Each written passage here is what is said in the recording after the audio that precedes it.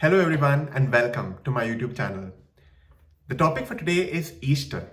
But before we talk about Easter, let's talk about one of the grim realities of life, and that is death. Death is like a knuckleball. Those of you who have encountered the death of a loved one, perhaps the death of your grandparents, or perhaps your parents, or your brothers and sisters, or perhaps someone close in your life, you know what I mean. All the while you know that it's going to come, but when it does come, it hits you like anything you've ever encountered before. I had the terrible experience of facing the loss of my grandmother and grandfather. It was so difficult because during the funeral, you keep imagining all these lovely encounters that you had with them, the love that they shared with you, and it's often so difficult to come up with an explanation as to why this happened to them. You know all along that someday or the other, everyone is going to pass away. But when it really does, it really hits you like a bolt. And all these memories of the times you shared with them, all the memories of the times that they loved you, they all replay in your mind. And it's a terrible, terrible reality to come to grips with. So we buried my grandmother in a place in Mangalore, near Mangalore, St. Martin de Porres Church. And there is a cemetery which is just alongside that particular church.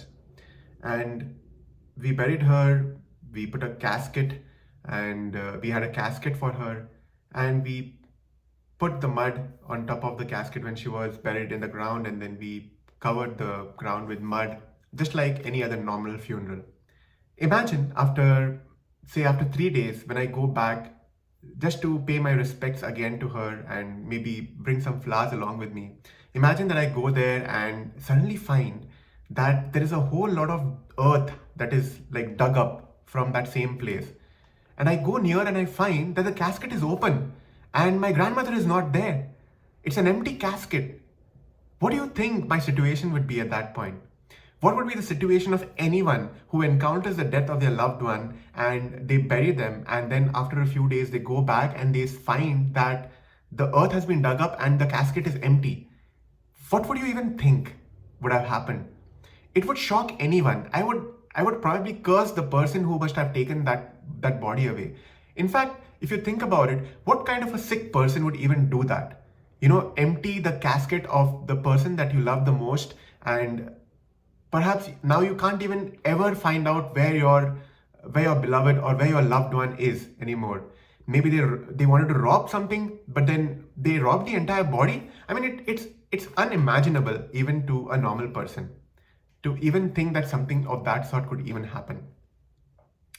And that, my dear friends, is exactly what happened on that Easter day, on that Easter Sunday. You see, on Good Friday, Jesus died.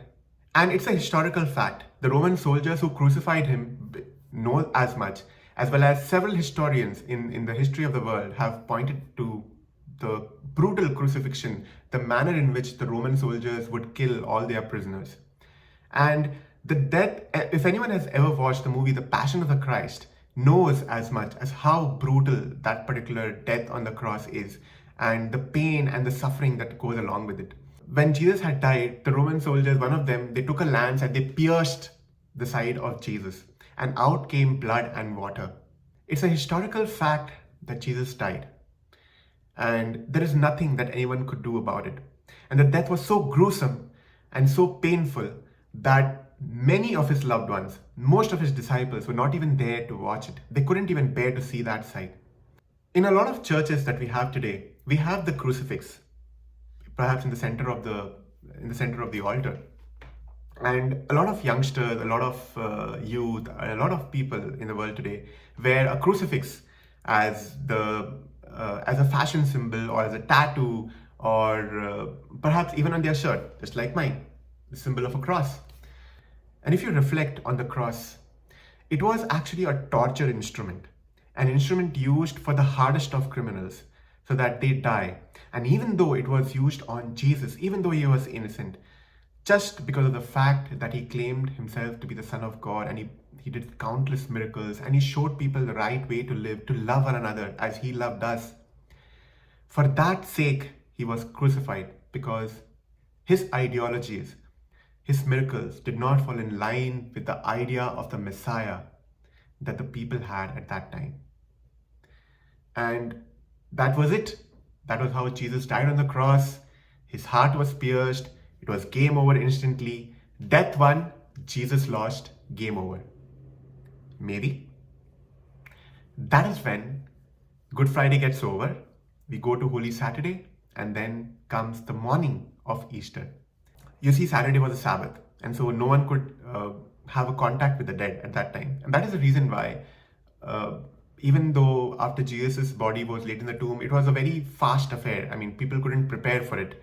And so these women, close friends of Jesus, they go to the tomb, perhaps troubled, thinking about all the events that happened on Good Friday, thinking about the way Jesus loved and the way everyone treated Jesus and how he was crucified. Perhaps all these memories were running through their minds. And then they go to this tomb on Easter Sunday. And perhaps everyone is sad. I'm not sure whether they even spoke about him. I mean, it must have been, their hearts must have been so heavy while going to the tomb. And imagine when they went to the tomb, what do they see? They see that the big stone which was placed on the tomb had been rolled away. Not the thing that one person could do, for sure, because it was very heavy. And they see it rolled away, and when they go inside, what do they see? They see that the body of Jesus is no longer there. Can you imagine what they must have gone through? The shock that they must have felt when they see the linen in which Jesus was wrapped over there in the tomb, but then Jesus' body is missing. They would have felt the same way I would have felt if someone stole my grandmother's body from the tomb. They must have felt the same way that any person would feel if they see that their loved one had been stolen from them. And countless imaginings or countless thoughts must have gone through their heads as to whether they'll ever be able to recover the body of Jesus from this point forward. And what will they tell to anyone else when they describe this to them? Everyone will say that someone, some sick person, some robber, they stole the body of Jesus. And so the women are shocked to their very core. And at this time is when they realize that there are two men standing there in dazzling clothes. And they ask the women a question. Why are you looking for the living amongst the dead? That question, perhaps they may not have even imagined what that really means, because at that time they were just dumbstruck with everything that was unfolding there and the missing body of Jesus. And these two men, they tell them that Jesus was raised just as he had predicted always. He spoke about his death and he spoke about his resurrection. But no one really believed in him at that time.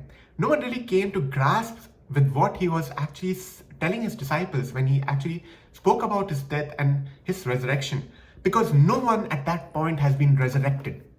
That was the first time in history that anyone had achieved such a feat. And it is so difficult to believe, because when a person dies in front of your very eyes, and that too in such a gruesome manner, it is perhaps very, very impossible to imagine or entertain the possibility that that person, that gruesome body, can ever be resurrected, can ever come to life again. And that is perhaps the confusion that the women felt at that time, and the unbelief that was perhaps in their minds. They ran from the tomb and they went and told the disciples everything that they had seen. And the disciples, possibly, they must have thought these women are gone crazy. Until this point in time, there was no one who had ever beat death. There was never anyone who kind of resurrected from the dead. Of course, Jesus had raised two people back from the dead. That was Lazarus and, if you remember, Jairus' daughter. However, those weren't resurrections. They were resuscitations. What's the difference? The difference is when someone raises someone else from death, that person, of course, lives, but then eventually dies again. Ultimately, death is still the victor. Even though that person is raised back to life as Jesus did or as Elijah did in the Old Testament, even though these people had life, they still had to eventually die. But in the case of Jesus, it is radically different. Here, Jesus beats death once and for all.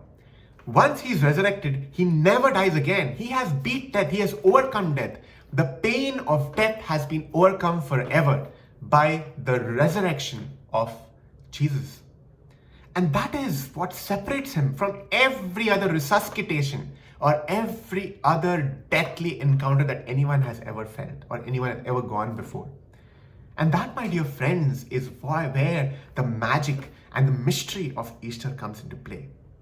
Till that time, everyone believed in the resurrection. The Jews, they believed in the resurrection of the dead. But until that time, no one had ever done it until Jesus came into play, until Jesus came into the picture, until Jesus was dead. And then on Easter Sunday, he rose from the dead. Often, when we think of someone coming back from the dead, we either imagine two possibilities. One is either in the form of a ghost, or the other possibility is that they may come in the form of a zombie. Now, a ghost is a spirit without a body, and a zombie is a body without a spirit. And both of these are pretty scary. I'm sure no one in their right minds would ever want their loved ones to come either as a ghost or as a zombie. Everyone would want to have their loved ones come as they were before, body and soul, spirit and flesh come together again, maybe more younger, maybe more healthier. And that is the way that everyone wants their loved ones who have died to come back and, encounter them again. So the best case scenario is what happened to Jesus. The best case scenario is for our loved ones to come back resurrected. The first time Mary Magdalene encountered the risen Christ is when she was outside the tomb and she was crying. She was crying because the body of Jesus was missing. The body of someone she loved so deeply was missing. And so she was crying outside this tomb, and suddenly there comes this person and she realizes that maybe this person knows where the body of Jesus is. And she thinks that he's a gardener, and she asks him, "Sir, if you know where you have taken the body of Jesus, please let me know. I will take him back and I will put him back in the tomb." God knows how she would have done it, because a corpse is very heavy, and by herself, I don't think she would have been able to pull it off. But then she just is desperate and she begs the gardener, whom she believes, to please give the body of Jesus back if he knows where it is.